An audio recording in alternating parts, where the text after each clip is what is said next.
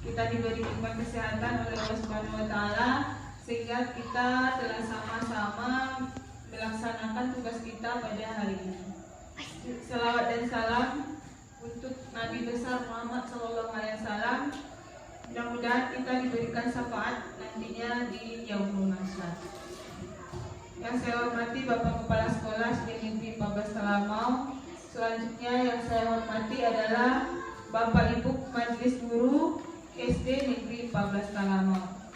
Terima kasih banyak saya ucapkan, yang mana pada kesempatan ini saya diberi waktu untuk sedikit berbagi mengenai salah satu materi yang saya pelajari selama mengikuti pendidikan guru penggerak.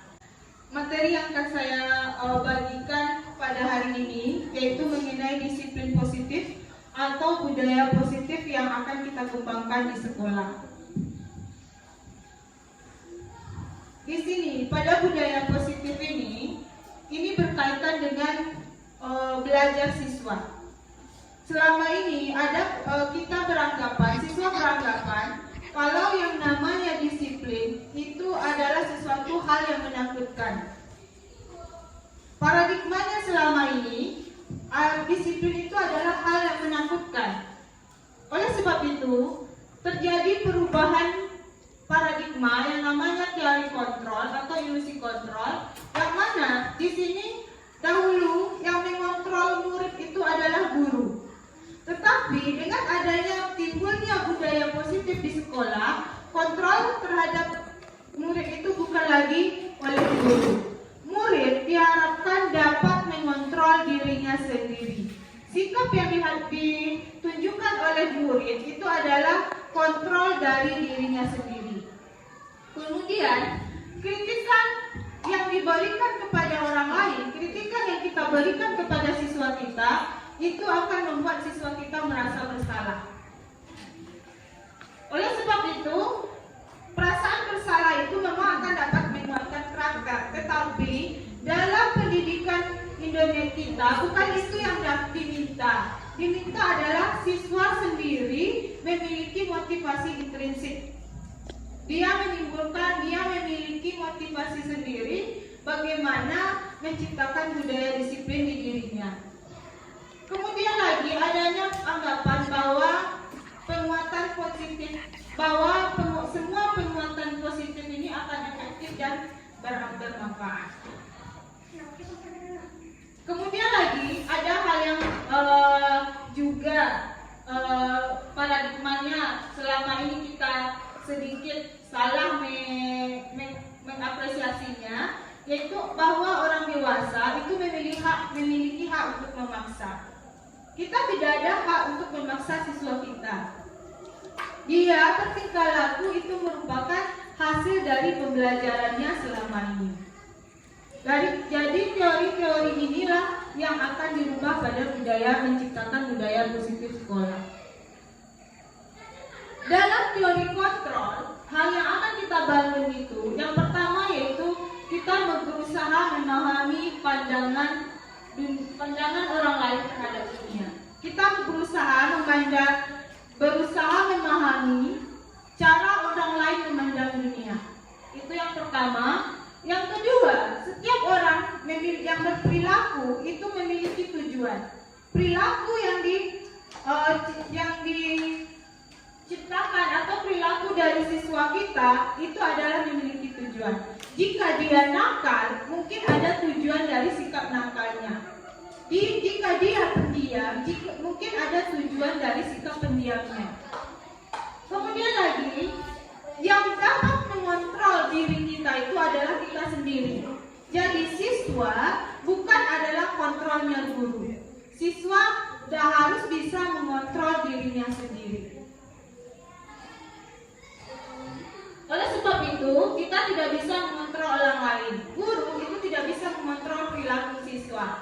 Apa yang harus dilakukan guru? Guru harus menimbulkan suatu kesadaran dari diri siswa untuk mengontrol dirinya sendiri. Ini yang harus dilakukan guru.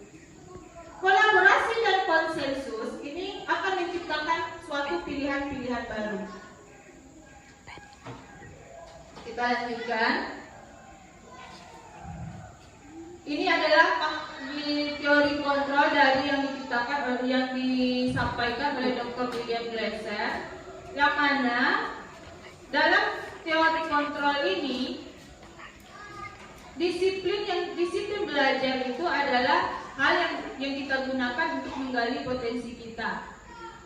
Dalam perilaku untuk menciptakan motivasi, memberikan hukuman, mendapatkan imbalan, itu adalah motivasi ekstrinsik. Sedangkan untuk menghargai diri sendiri, nilai-nilai kebajikan dan keyakinan kelas itu akan menimbulkan motivasi intrinsik. Di dalam hal itu, untuk menciptakan teori motivasi ini ada 5 posisi kontrol dari guru. Untuk menciptakan motivasi intrinsik, teori kontrol yang akan dilakukan guru yaitu sebagai penghukum, sebagai pembuat rasa bersalah, sebagai teman, dan sebagai pemantau. Sedangkan untuk menimbulkan motivasi intrinsik, posisi kontrol dari guru adalah sebagai manajer, yang mana sebagai manajer guru dapat melakukan suatu tindakan yang disebut dengan segitiga restitusi. Dalam segitiga restitusi ini ada 3 hal yang dilakukan oleh guru. Yang pertama, menstabilkan identitas, validasi terhadap kebutuhan, dan menyamakan keyakinan. Kapan 5 posisi kontrol ini dapat kita lakukan? Jika seorang siswa melakukan kesalahan. Jika siswa melakukan kesalahan, 5 posisi ini dapat dilakukan guru. Tetapi jika guru posisinya sebagai penghukum dan pembuat rasa bersalah, itu akan menimbulkan motivasi ekstrinsik bagi siswa. Tetapi jika guru berposisi sebagai teman, pemantau, dan manajer, itu akan menimbulkan motivasi ekstrinsik. Hal ini berkaitan juga dengan kebutuhan dari siswa. Kenapa siswa melakukan kesalahan? Karena dia memiliki didasarkan oleh salah satu pemenuhan kebutuhan ini tidak terpenuhi. 5 kebutuhan yang tidak terpenuhi bisa saja kebutuhan untuk bertahan hidup, kebutuhan terhadap penguasaan, kebutuhan terhadap rasa kasih sayang, kesenangan, dan kebebasan. Jika hal ini tidak dipenuhi, maka hal itu akan menyebabkan siswa membuat kesalahan. Nah, untuk makna disiplin. Disiplin itu berasal dari kata belajar. Jadi disiplin itu berasal dari kata belajar. Belajar itu akan menimbulkan disiplin. Dengan adanya disiplin akan membuat orang lain menggali potensinya menuju sebuah tujuan yang dia hargai. Tetapi di Indonesia makna kata disiplin ini berubah dari sesuatu yang dilakukan seorang pada orang lain untuk mendapatkan kepatuhan. Disiplin ini cenderung dengan suatu keadaan tidak nyaman. Disiplin, setiap kali mendengar kata disiplin, itu biasanya orang akan berpikir suatu hal yang menakutkan. Tetapi itu makna awalnya disiplin itu adalah belajar, bukan hal yang menakutkan.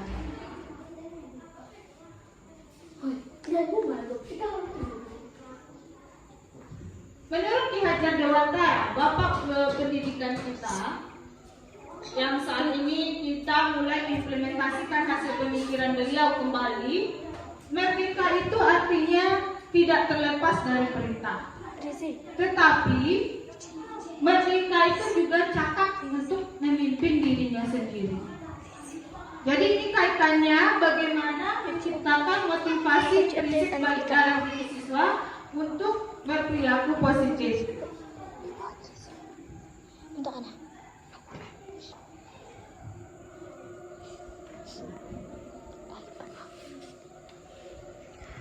Nah, ini dalam budaya positif itu dimulai dari peraturan kelas. Kita sudah biasa untuk membuat peraturan kelas. Setiap kelas itu memiliki peraturan kelas. Budaya positif yang ada di sekolah itu dimulai dari peraturan kelas.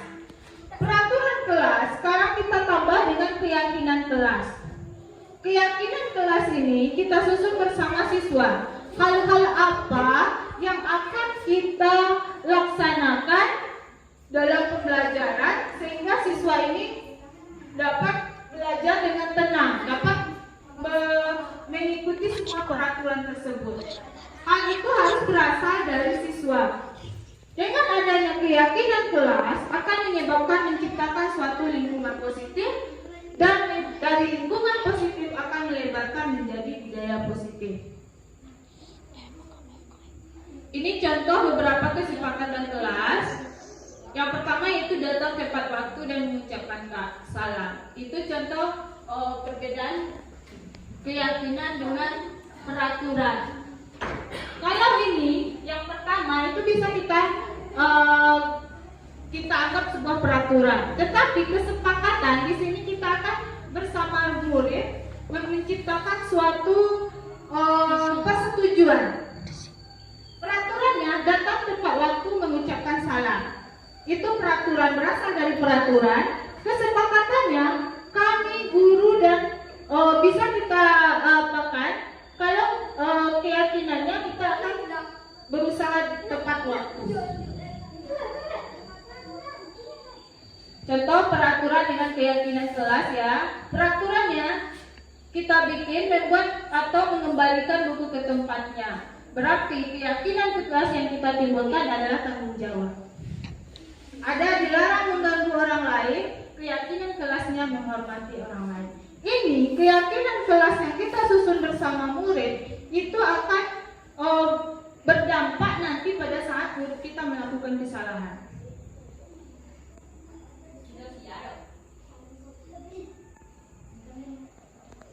Jika murid melakukan kesalahan, nah di sini letaknya tadi keyakinan kelas dan peraturan kelas tadi adanya segitiga restitusi. Pertama yang harus kita lakukan adalah menstabilkan identitas. Jika murid kita melakukan kesalahan, menstabilkan identitasnya ini biasanya ini kita gunakan agar dia kembali kepada kelompoknya. Yang bisa kita untuk memancingnya pertanyaan itu kita gunakan kata-kata seperti setiap orang pasti pernah melakukan kesalahan. Kemudian kamu bukan satu-satunya yang pernah melakukan ini. Sehingga dengan kata-kata tadi siswa kita akan merasa bahwa kesalahan yang mereka lakukan tadi itu bukan sesuatu yang menakutkan. Wajar setiap orang melakukan kesalahan. Tetapi bukan berarti siswa kita terbiasa melakukan kesalahan. Ini ada kaitannya dengan yang kedua. Dan kedua, kita validasi kebutuhannya. Kenapa dia melakukan kesalahan? Apa alasannya melakukan kesalahan? Nah, setelah dia menceritakan apa penyebab dia melakukan kesalahan, kita bisa menanyakan apa hal yang lain yang bisa untuk memenuhi kebutuhan mereka tersebut. Nah, di sini juga setelah murid itu menjawab kenapa dia melakukan kesalahan, kita akan lanjut pada proses yang ketiga, yaitu menanyakan keyakinan. Ini berkaitan dengan keyakinan kelas yang kita susun sebelumnya. Bagian mana nilai-nilai apa yang mereka langgar? Sehingga mereka kembali kepada keyakinan yang kita susun sebelumnya, yang mereka sudah sepakati. Oh, saya telah melanggar hak orang lain. Saya telah melanggar keyakinan menghormati orang lain. Dari sini maka siswa akan memunculkan kesadaran bahwa yang mereka lakukan tersebut kesalahan yang mereka lakukan tersebut tidak sesuai dengan hal-hal yang mereka sepakati. Sehingga mereka sadar bahwa yang mereka lakukan itu salah. Nah, inilah yang disebut budaya positif yang ditimbulkan oleh guru tadi. Kontrol sikap siswa bukan lagi ada pada guru, tetapi guru menumbuhkan kontrol dari diri siswa terhadap siswa itu sendiri. Itulah pentingnya bagi kita untuk menciptakan keyakinan kelas kelas pada awal tahun ajaran. Untuk mensepakati apa-apa yang akan kita lakukan bersama siswa. Nah, mungkin saya pernah mencoba segitiga restitusi ini bersama siswa kelas 6. Waktu itu ada 2 siswa yang tidak melaksanakan piket, dan saya cobakan melaksanakan segitiga restitusi ini. Nah, setelah itu apa hasilnya? Siswa itu kembali tidak dihinggapi rasa bersalah, cuman dia dia tahu dia salah, tetapi hal ini akan mengembalikan dia, menghilangkan rasa tidak nyamannya terhadap teman-teman. Tetapi rasa tidak nyaman ini akan menimbulkan motivasi intrinsik dalam diri mereka. Ini beberapa contoh pertanyaan dalam menstabilkan identitas untuk melakukan segitiga restitusi tersebut. Ada beberapa kata-kata yang bisa kita gunakan. Jadi Bapak Ibu, mungkin langkah awal yang bisa kita lakukan, menurut saya, untuk menciptakan budaya positif di sekolah kita ini, meningkatkan kedisiplinan siswa kita. Mulailah kita bisa membuat suatu keyakinan kelas bersama siswa-siswa kita di dalam kelas masing-masing untuk menyepakati hal-hal yang bisa meningkatkan kedisiplinan siswa. Untuk agar siswa kita itu timbul kesadaran dalam dirinya sendiri. Mungkin hanya itu yang dapat saya sampaikan, berbagi sedikit mengenai budaya positif di sekolah. Mudah-mudahan di lain waktu kita bisa berbagi kembali tentang hal ini. Kemudian saya harapkan kepada teman-teman, karena saat ini dimulai pendaftaran calon guru penggerak angkatan 8, saya harapkan teman-teman juga ikut berpartisipasi mendaftar melalui SIM PKB masing-masing, karena banyak manfaat yang kita dapatkan dalam mengikuti guru penggerak ini. Itu saja. Mungkin ada pertanyaan.